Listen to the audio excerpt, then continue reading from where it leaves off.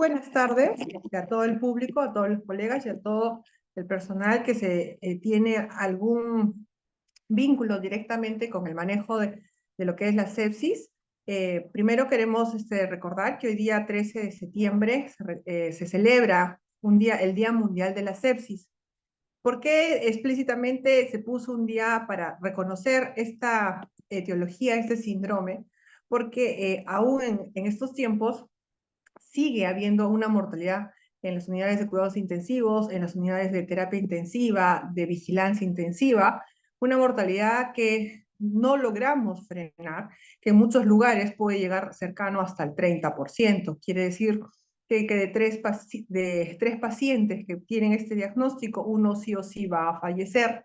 Entonces, la trascendencia de diagnosticar al paciente con sepsis o que esté en shock séptico, definitivamente va a tener un impacto sobre la mortalidad y también sobre las secuelas que los pacientes van a tener al sufrir un cuadro tan grave que inestabiliza desde un punto de vista metabólico a los pacientes con o sin comorbilidades.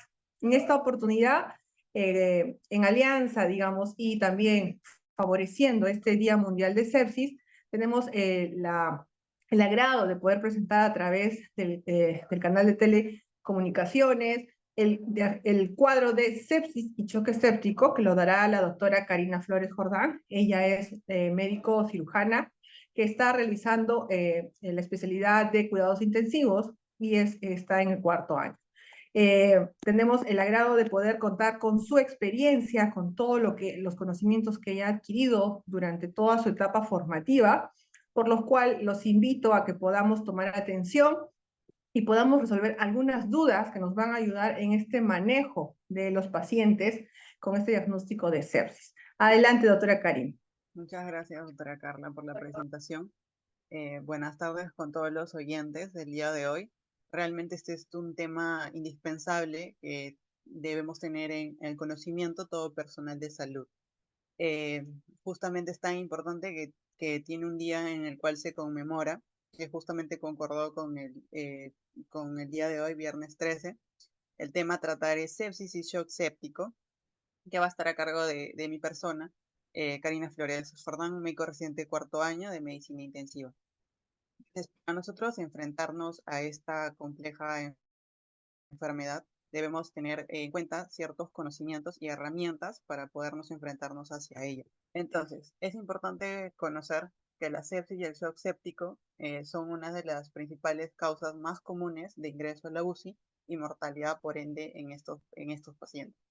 Ahora, su identificación oportuna es crucial para mejorar los resultados clínicos, ya que se ha visto y hay estudios que demuestran que el manejo tardío afecta finalmente lo que es la supervivencia. Ahora, esta respuesta abrumadora que va a generar el huésped frente a esta infección conduce finalmente a una falla orgánica. Por eso es importante que dentro de su manejo se incluya 4 principios fundamentales, el cual es el reconocimiento temprano, la terapia temprana, el ingreso a la UCI temprano y el control de foco. Por eso se considera una emergencia médico tiempo dependiente. Entonces hay un estudio publicado en la revista Lancet en el año 2020, en el cual estima aproximadamente por año un número entre 47 a 50 millones de personas afectadas, y de esta población 11 millones se reportan muertas. Es por eso que es importante el reconocimiento oportuno. Y dentro de lo que es la parte geográfica, si bien es cierto, Perú no está dentro de países como África, que tienen una incidencia por cada 100.000 habitantes en lo que corresponde a mortalidad, pero está dentro, pero tiene una gran incidencia en lo que es mortalidad. Ahora, esta condición crítica que se caracteriza por esta hiperinflamación, tiene grupos o poblaciones en riesgo, ¿no? Las cuales nosotros debemos saber. Una de ellas son los pacientes que se someten a intervenciones quirúrgicas prolongadas, la población geriátrica, los pacientes oncológicos, los pacientes que tienen alguna terapia inmunosupresora y pacientes que tienen algún inmunocompromiso, como pacientes con diabetes, pacientes con cirrosis hepática, VIH, hipertensión o algún tipo de enfermedad autoinmune. Entonces, realmente nos enfrentamos frente a un importante problema de salud pública, ¿no? Es por eso que debemos facilitar su reconocimiento. ¿Y cómo facilitamos su reconocimiento? Definiendo y teniendo en claro qué es o cuál es el concepto de sepsis, ¿no? Entonces, la primera definición se menciona en el año 2001 y a través de los avances tecnológicos de la patobiología, la inmunología, entre otras, se va actualizando y ahora definimos el concepto de sepsis 3, que es la infección más una disfunción orgánica. Y definimos shock séptico como una disfunción circulatoria y metabólica celular. Esta sumada a que pese a la terapia de rescate tanto con fluidos como vasopresores, no se logra una presión arterial media objetiva que es mayor a 65 y persiste el lactato mayor a 2 milimoles. Entonces, para poder brindar un manejo eficaz, debemos nosotros tener a consideración ciertos conceptos fisiopatológicos, ¿no? Entonces, realmente la fisiopatología de la sepsis es muy amplia, muy compleja, y podría haber solamente una exposición para esto. Les voy a tratar de resumir la fisiopatología para entender el manejo de esta patología. Entonces, todo inicia con una infección que puede ser por una etiología tanto viral, bacteriana o muchas veces fúngica, ¿no? Y esta infección genera una respuesta inmune, ¿no? Donde se marca el tiempo cero, el tiempo de inicio de sepsis. Si nosotros no reconocemos oportunamente, finalmente termina en un cuadro séptico. Y la etapa inicial de la fisiopatología consiste en una activación de células inmunes. Esta activación de células inmunes va a generar mediadores inflamatorios y oxidantes también que generan daño. Estos a nivel endotelial lo que van a generar es una activación, generando una disrupción entre las células endoteliales, generando que haya un aumento de permeabilidad y una fuga capilar, que conlleva un edema tisular, y por otra parte hay una migración de células inmunes. Esto, a su vez, va a generar una disfunción microcirculatoria, por un lado, con un fenómeno por un lado va a haber un fenómeno de vasodilatación por el aumento del óxido nítrico, y por otro lado esta migración de células inmunes generan tapones de leucocitos que van a generar que a ciertas determinadas áreas no va a haber una adecuada perfusión o un adecuado flujo sanguíneo. Por otra parte, hay una activación del sistema de complemento. Va a haber activación de lo que son plaquetas, agregación, formación de trompos y disfunción de coagulación finalmente. Por otro lado, también hay las trampas extracelulares de neutrófilos, que finalmente todos estos mecanismos van a contribuir a la falla orgánica múltiple, ¿no? Que se pueden manifestar a nivel cerebral con delirio, a nivel pulmonar con ARTA, a nivel gastrointestinal con una translocación bacteriana, a nivel renal con una injuria renal. Ahora, es importante también tener en cuenta que hay alteraciones propias del huésped, como son las genéticas, los diferentes estilos de vida que llevan y las comorbilidades asociadas, que pueden desencadenar de forma más rápida o agresiva la sepsis, ¿no? Por otro lado, es importante mencionar que dentro de lo que es la fisiopatología ocurre un desbalance entre la respuesta inflamatoria y la respuesta antiinflamatoria. Es importante mencionar la inmunosupresión inducida por sepsis, que finalmente produce un agotamiento inmunológico, pudiendo producir una inmunoparálisis, lo cual nos va a conllevar a un aumento de mortalidad, a infecciones oportunistas y agregadas, eh, incluso a la reactivación de enfermedades virales, ¿no? Esta fisiopatología es compleja, pero prima en la alteración del sistema inmune, del sistema de complemento, del sistema de coagulación y del endotelio y la microcirculación. Ahora, existen problemáticas dentro de lo que es el diagnóstico de sepsis. No siempre vamos a enfrentarnos frente al típico ejemplo del paciente séptico que nos menciona en la literatura, ¿no? Es por eso que dentro de esas problemáticas, uno es de que los síntomas clínicos no son específicos propios de sepsis, no hay ningún biomarcador suficientemente sensible y específico para identificar, ya que la fisiopatología es compleja y la sepsis finalmente no es un síndrome heterogéneo, es un síndrome heterogéneo donde hay diversidad de fenotipos y características biológicas. Entonces voy a mencionar cada uno de estos puntos mencionados a continuación. El primero, que la característica clínica no es específica, ¿no? En todos los pacientes. Hay manifestaciones, muchas manifestaciones sistémicas inespecíficas, sobre todo en los diferentes grupos poblacionales. Un ejemplo, los pacientes ancianos, que muchas veces no se van a manifestar con taquicardia o con fiebre, ¿no? Pero puede haber manifestaciones de hipotermia, eh, entre otras, ¿no? Lo otro es la disfunción orgánica, que muchas de estas pueden ser tardías, como el mismo ejemplo del paciente geriátrico que no puede manifestar, no se va a manifestar con alteración tal vez circulatorio o renal, que son inicialmente frecuentes, pero puede haber un disturbio hematológico con, teniendo plaquetopenia, por ejemplo. Ahora, y lo otro es la microbiología, que muchas veces nos puede jugar en contra porque sabemos que entre un 40 o un 50% los resultados de los cultivos son negativos, ¿no?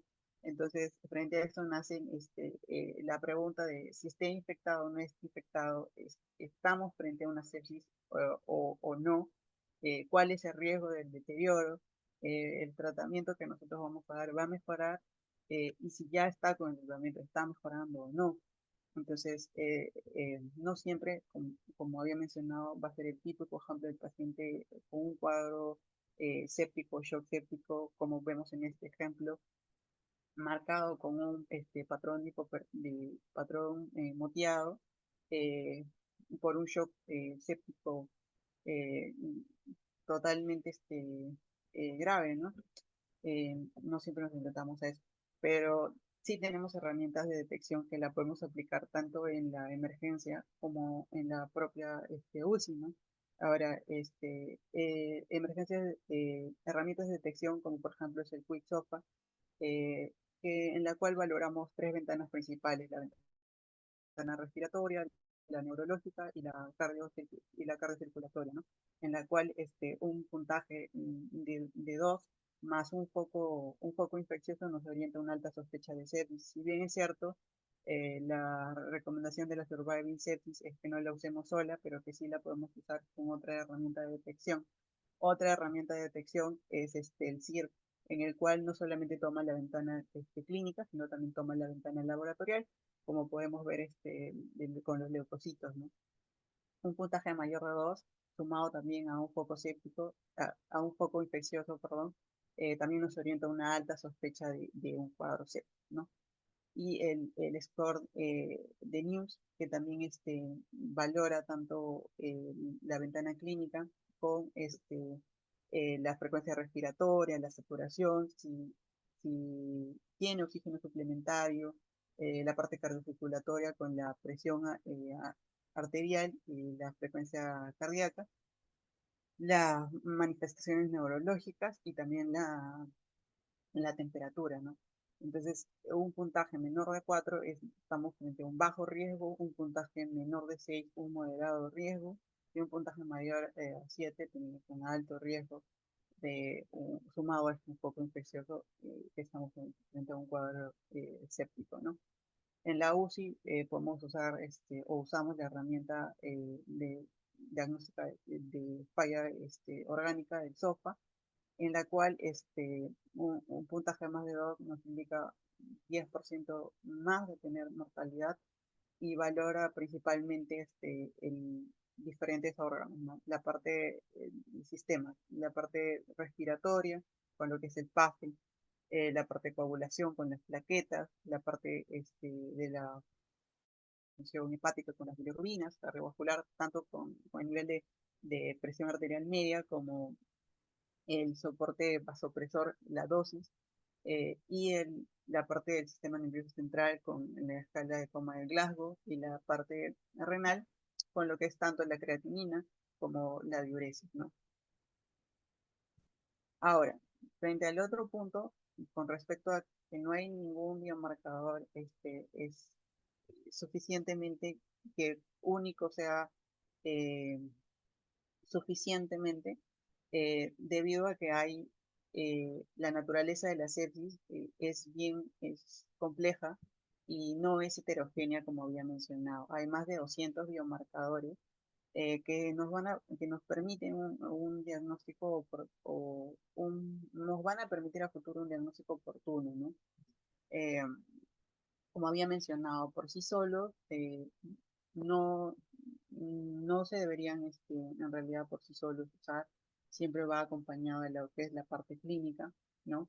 Entre estos es la procalcitonina, la tripsina, la interleucina 6, la PCR, el factor necrosis tumoral, el alfa. Este potencial de estos biomarcadores nos van a permitir un tratamiento clínico en lo que es la sepsis y a su vez también potencian lo que es una orientación al tratamiento, una estratificación de riesgo y un tratamiento personalizado, ¿no? Entonces, a medida que avanza la tecnología, con ayuda también de la inteligencia artificial, todas estas mejoras tecnológicas son prometedoras para ampliar nuestro conocimiento y poder aumentar la precisión en su diagnóstico, ¿no?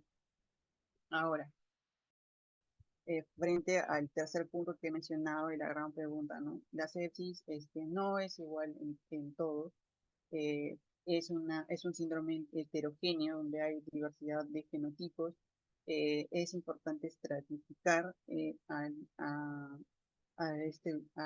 los diferentes grupos de pacientes, ya que conducen a diversas respuestas y bueno, es mejor la medicina de precisión y es mejor el abordaje individualizado.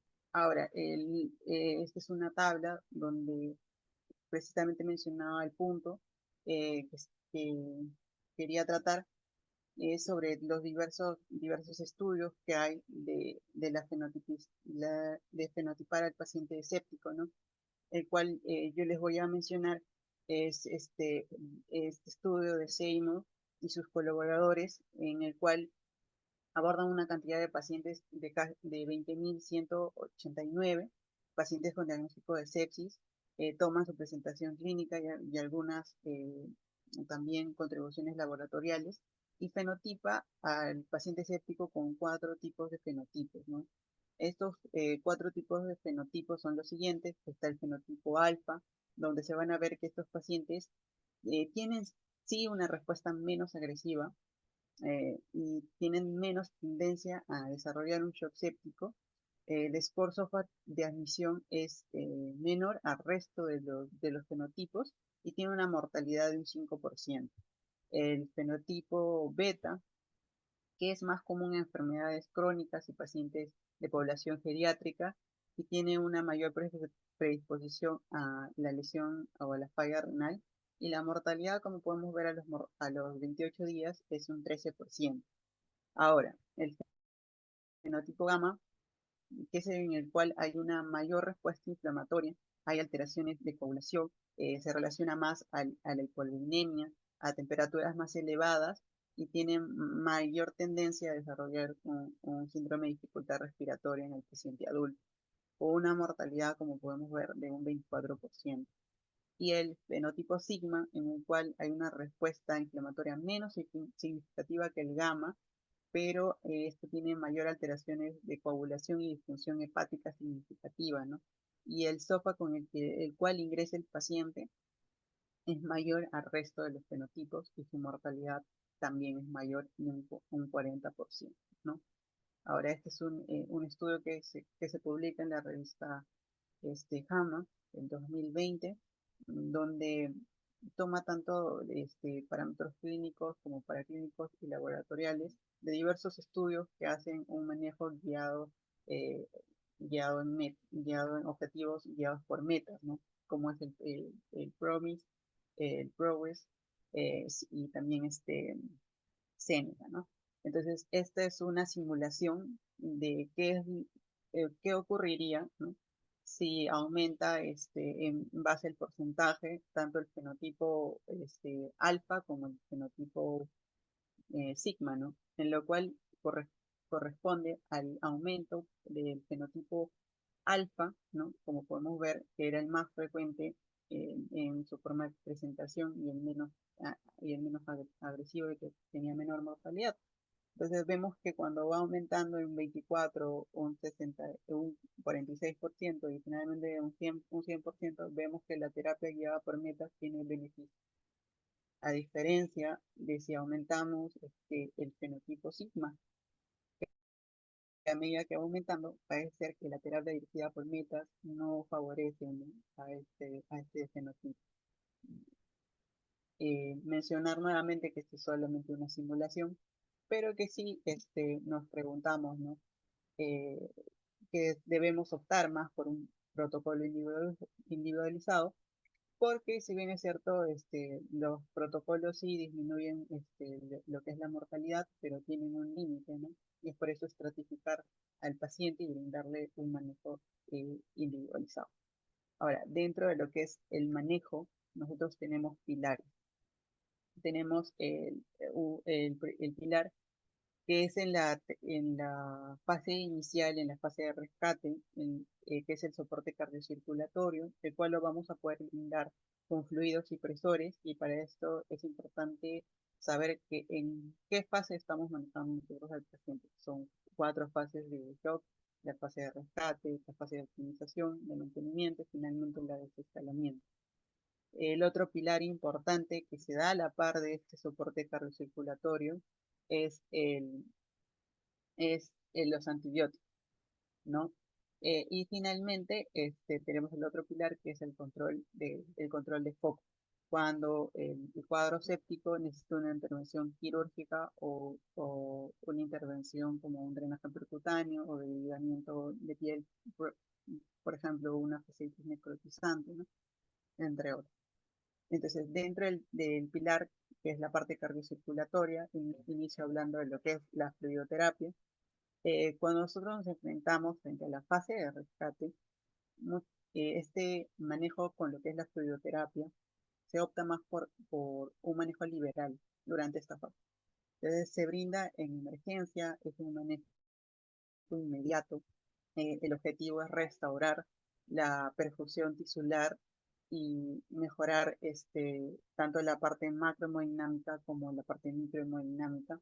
Y hay los conocidos, los 30 ml famosos, que les recomienda la campaña de Surviving del 2021, el cual son 30 ml por kilo dentro de las 3 primeras horas, en la primera hora el 50% y en las 2 horas restantes el otro 50%, ¿no? Esta se basó en estudios desde Rivers, estudios también como PROMIS, ICE, entre otros. El uso de variables dinámicas es recomendado, pero muchas veces por la falta de estos en emergencia no se puede dar, ¿no? Pero idealmente sí debemos manejar el uso de la fluidoterapia con variables dinámicas en la fase de optimización.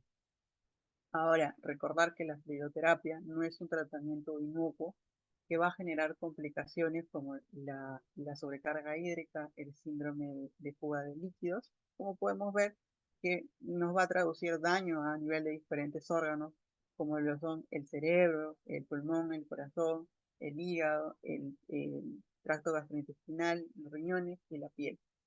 Entonces, como había mencionado, lo que nosotros queremos lograr es la mejoría de la perfusión tisular y restaurar el volumen intravascular para mejorar el gasto cardíaco, pero no olvidar la base fisiopatológica, porque lo que prima es el daño endotelial. Este daño endotelial va a generar un estado de vasodilatación y por otro lado toda capital. Disminución de gasto cardíaco y se comporta como una hipovolemia relativa. Entonces, ¿cuál es la respuesta fisiológica que tiene el paciente frente al líquido? Entonces, como podemos ver en este ejemplo, nosotros vamos a poder brindar los diferentes bolos de fluido, pero hay un momento determinado en que estos bolos de fluido lo único que van a generar es un aumento de la presión de la aurícula derecha y van a generar congestión, manifestándose con las líneas B a nivel con la ecografía, efusión pleural, congestión renal con el uso que podemos valorar con el uso del Bexo. Es por eso que después de la fase de rescate, la fase que nosotros hacemos de primera instancia, debemos preguntarnos, ¿el paciente continúa hipoperfundido, es respondedor a volumen y si este paciente es tolerante a volumen, ¿no? Y acá, en esta diapositiva, como podemos ver, si el paciente continúa con hipoperfusión, si responde a fluidos, si es tolerante, podemos aplicar el bolo de fluidos sin ningún riesgo, ¿no? Pero acá va este concepto de tolerancia al líquido. Podemos tener intolerancia a fluidos derechos y intolerancia a fluidos izquierdos. Estos son más específicos, requieren un monitoreo que contamos en la UCI, ¿no? Como se monitoreo pico. También el apoyo del uso ecográfico, como pudimos ver con el Vexus, con el diámetro de la vena cava, la valoración también de la presión venosa central, y por otro lado, a nivel izquierdo, con el uso de la ecocardiografía, la relación E' mayor a 14 nos indica que el paciente no es tolerante a fluidos, y una relación EA mayor a 2. ¿Para qué nos sirve lo mencionado? Hay patrones, ¿no? Si tenemos un paciente que es respondedor y tolerante, la expansión del volumen la podemos brindar sin tener miedo de producir algún riesgo colateral. Pero si tenemos que el paciente es respondedor a fluidos, pero es intolerante a fluidos, no debemos retrasar la terapia vasopresora. Ahora, un 50% de los pacientes son respondedores a fluidos, el otro 50% no van a tener una adecuada respuesta a fluidos, entonces no debemos retrasar el uso de la parte presora, ¿no? Ahora, si tenemos un paciente que no tiene una respuesta, no es respondedor a fluidos, pero sí es tolerante a fluidos, entonces debemos optar por un manejo más conservador de líquidos y valorar el riesgo de beneficio que tiene el paciente. Esas son las diferentes fases de la fluidoterapia: la desilvataje, optimización, estabilización y desescalamiento. Y continuando con la parte de la mejora de la parte cardiocirculatoria, la parte de lo que es los componentes vasopresores. Dentro de la fisiopatología había mencionado que hay una pérdida del tono vasomotor, hay una vasodilatación sistémica y un estado de hipotensión por ende. Entonces, si no hay una reanimación con líquidos adecuada y continúa habiendo evidencia de una perfusión anormal, iniciemos vasopresor. De primera instancia y de primera elección es la adrenalina, ¿no? Como segundo vasopresor de elección es la vasopresina, en pacientes adultos, ¿no? Como tercera eh, recomendación tenemos la adrenalina, pero si bien es cierto, si no logramos una perfusión adecuada con estos primeros dos vasopresores, debemos preguntarnos si hay un componente séptico a nivel de miocardio, ¿no? Entonces, para esto podemos valorarlo con el apoyo de la ecocardiografía y también utilizando herramientas como es la saturación de venosa central, ¿no? Entonces, valorando si hay un compromiso miocárdico, lo que debemos agregar es un inmunodilatador como es la dobutamina, ¿no? Finalmente, lo que queremos resucitar y restaurar es la microcirculación para mejorar la perfusión de oxigenación al. Mencionar también la importancia que tiene la redistribución del gasto cardíaco, ¿no? Para mantener la optimización tanto del gasto a nivel del corazón y a nivel cerebral, hay una redistribución y sufren tanto la parte muscular, la parte de la piel, los riñones, el páncreas, y, esto, y a qué trasciende esta imagen que estoy explicando. Es de que cuando nosotros tenemos un paciente que tiene diagnóstico de sepsis y tiene terapia ya de fluido, pero aún así no ha restaurado la perfusión, está con terapia vasopresora en aumento, pero lo vemos despierto, realmente eso no nos manifiesta cuánta lesión fisiológica tiene ese paciente. Entonces no debemos retrasar y brindar el apoyo ventilador, el soporte ventilatorio a estos pacientes, ¿no? No debemos retrasar la intubación, porque si bien es cierto, hay un consumo metabólico, tanto en lo que es la parte respiratoria, como la parte también del sistema nervioso central, ¿no? Entonces, no, no esperemos intubar al paciente tardíamente. Ahora, la pregunta que también nos hacemos es si hay alguna forma de identificar si el paciente se va a beneficiar inmediatamente a lo que es la terapia vasopresora, ¿no? La Surviving no nos indica sobre la priorización de líquidos frente a vasopresores, ¿no? Pero sabemos que la presión arterial diastólica en lo que conciende sepsis a menudo refleja una vasodilatación grave y se asocia con mayor mortalidad, siempre y cuando sí, la válvula aórtica esté funcionante, ¿no? Entonces nos determina el tono vascular y el tiempo de composición del volumen sanguíneo aórtico. Entonces, si bien es cierto que se desconoce aún si el índice diastólico en shock séptico mayor a 2 se debe usar para activar desde una etapa inicial en el manejo el uso de vasopresores. Y el índice de disfunción diastólica, ¿cómo lo tenemos? ¿No? Es la frecuencia respiratoria entre la presión arterial diastólica y un puntaje mayor de 2. Se están haciendo estudios para ver si nos va a poder ayudar en activar inicialmente la terapia vasopresora, ¿no?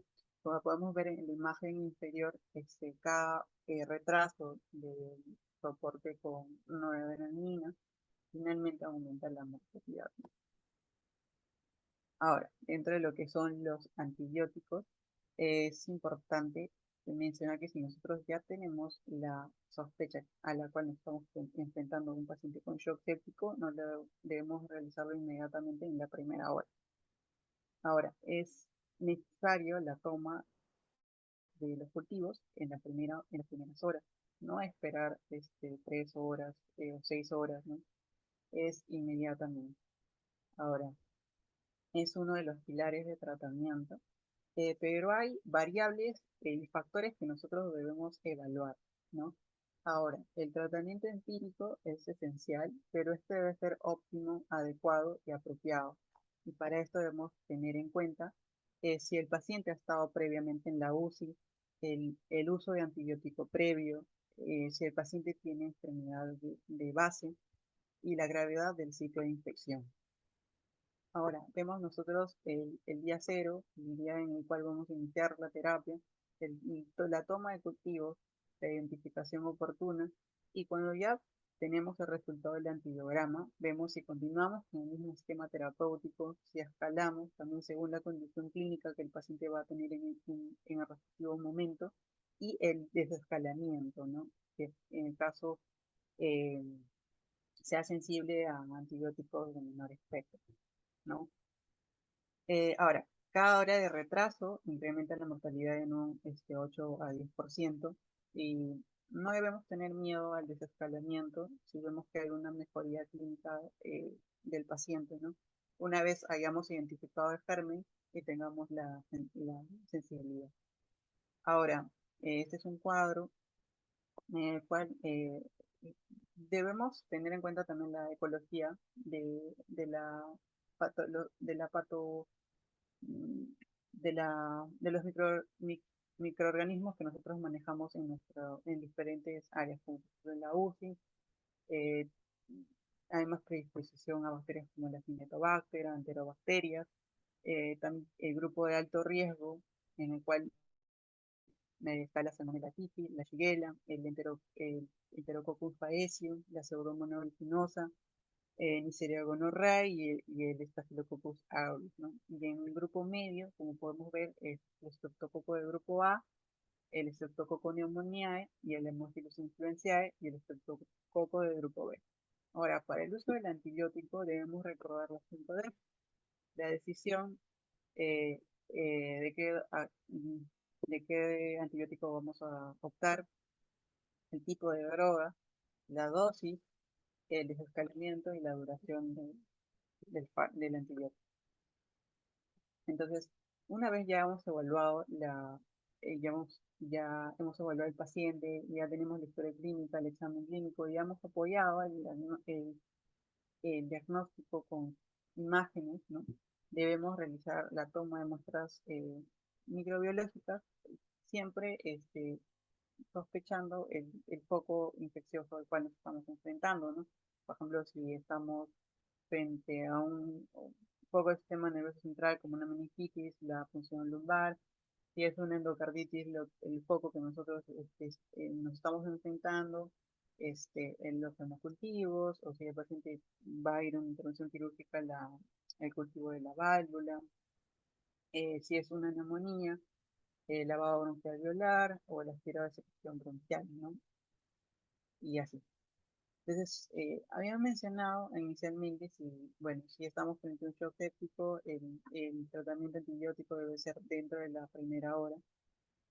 Pero si nosotros estamos frente a un cuadro séptico, sin shock séptico, la evaluación diagnóstica debe ser rápida, pero el inicio de la terapia empírica puede ser dentro de las 3 primeras horas, ¿no? Ahora, el perfil patógeno que también había mencionado, hay que ver el foco de infección, las comorbilidades del paciente, si es una infección de la comunidad o si es una infección intrahospitalaria y la región geográfica, ¿no? Y tener en consideración los factores de riesgo para bacterias resistentes, como es la epidemiología local, la colonización o infección por una bacteria resistente conocida, el uso de antibióticos de amplio espectro en los 3 meses previos, los diferentes procedimientos y dispositivos invasivos, la hospitalización previa en UCI y la hospitalización mayor a 5 días en los últimos 3 meses, ¿no? Ahora, la terapia antibiótica también orientamos hoy en día a que sea una terapia personalizada. Entonces, debido a que ahí el paciente crítico tiene alteraciones en lo que es la farmacocinética y la farmacodinámica, ¿no? Entonces, la elección del tratamiento antibiótico empírico requiere una cuidadosa consideración de los factores tanto de la farmacocinética como farmacodinámica para garantizar una concentración suficiente en el sitio de infección, como podemos ver acá.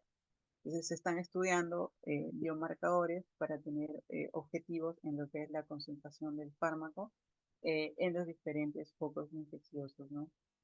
Y evitar efectos también colaterales que puede producir esta terapia. Entonces había mencionado que estos trastornos del paciente crítico, no son hemodinámicos, metabólicos, bioquímicos, afectan finalmente el PKPD. Entonces, la fisiopatología que hay en el paciente, que finalmente conlleva la disfunción y alteración de varios sistemas, ¿no?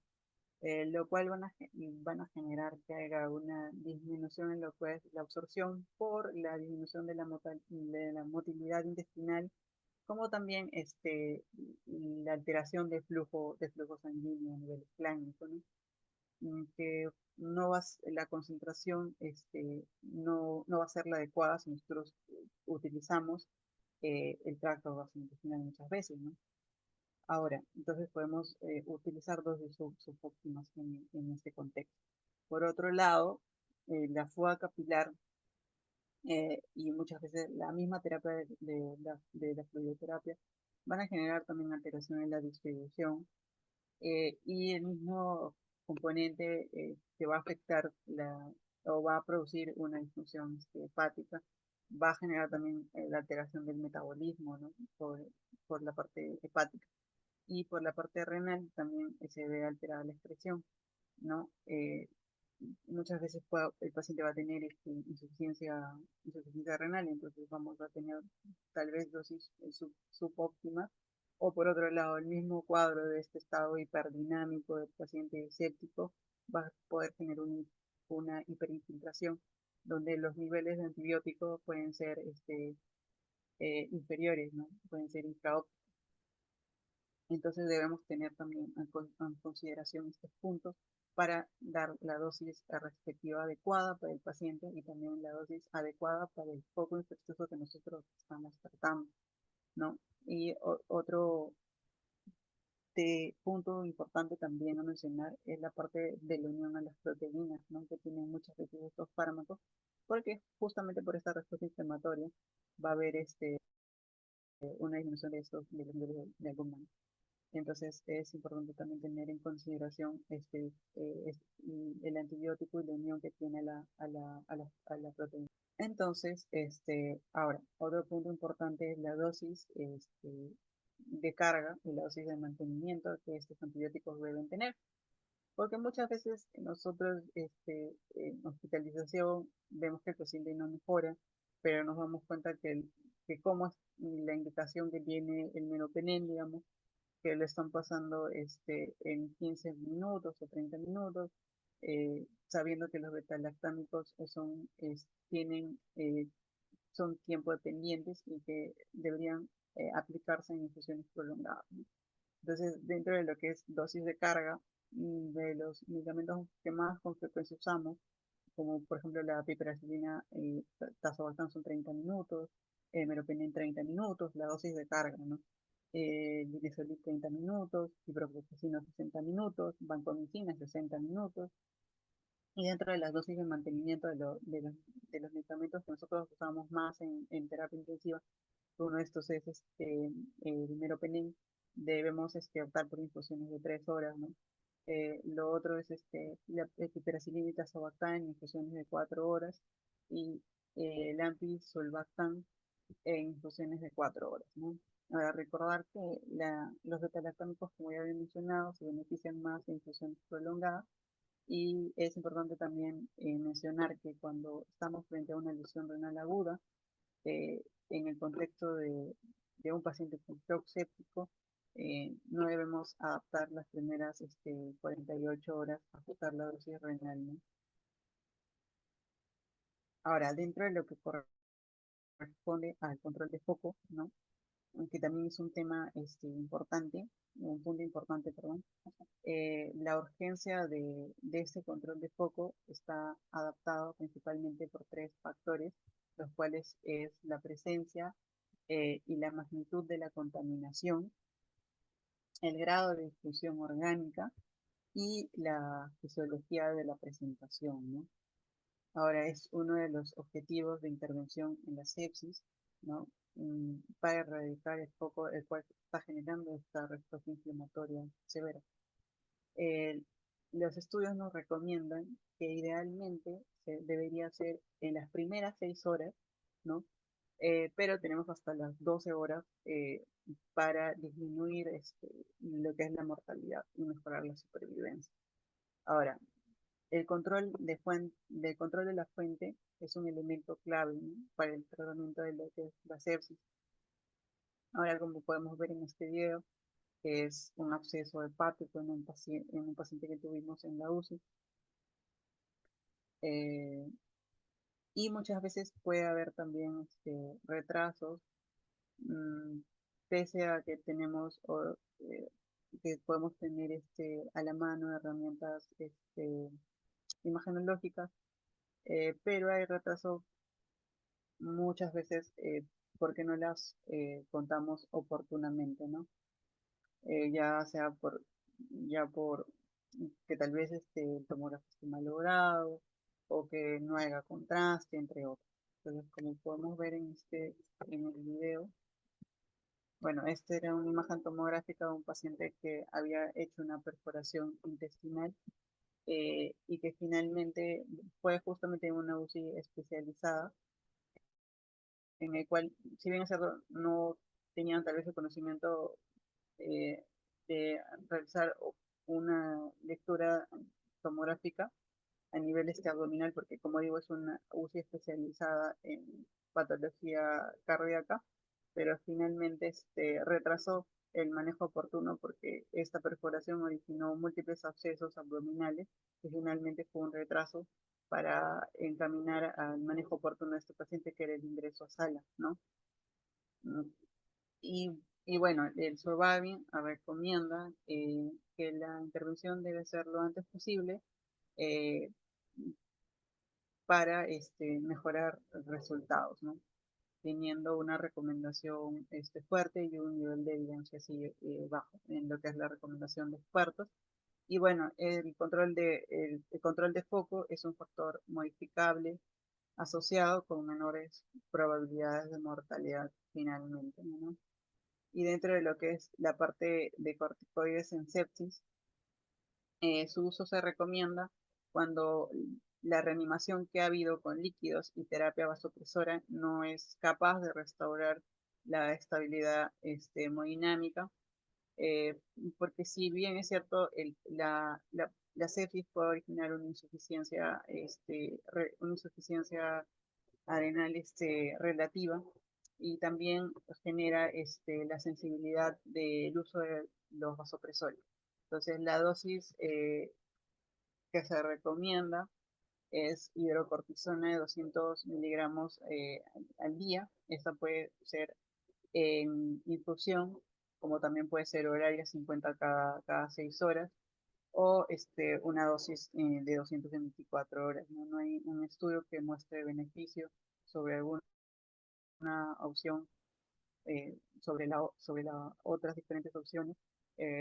Se basó en estudios que hicieron como el APPROACH, el ADRENAL, en el cual no se ha visto que mejore la mortalidad, pero sí acelera la resolución del shock, porque justamente como había mencionado, hay dentro de los fenotipos que estudian, hay fenotipos que responden a esta terapia con corticoides, ¿no? Hay fenotipos que son resistentes a catecolamina, o otros que son respondedores a volumen, y hay un porcentaje que son estos que responden a terapia de corticoides, ¿no?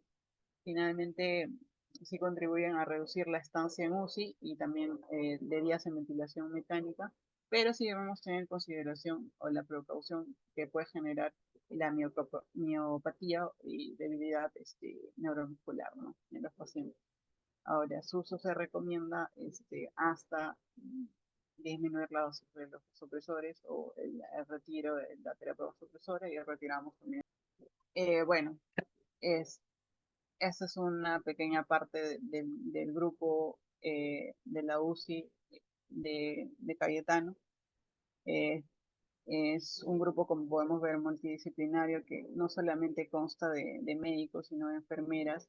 Y dentro de este grupo multidisciplinario también están los médicos quirúrgicos, los radiólogos, el personal técnico también. Todos nos vemos involucrados de alguna manera en el diagnóstico oportuno que esta patología debe tener. Y bueno, nosotros, todo el personal de salud, somos una pieza fundamental para el diagnóstico de la sepsis, y finalmente el manejo oportuno no se limita a una especialidad.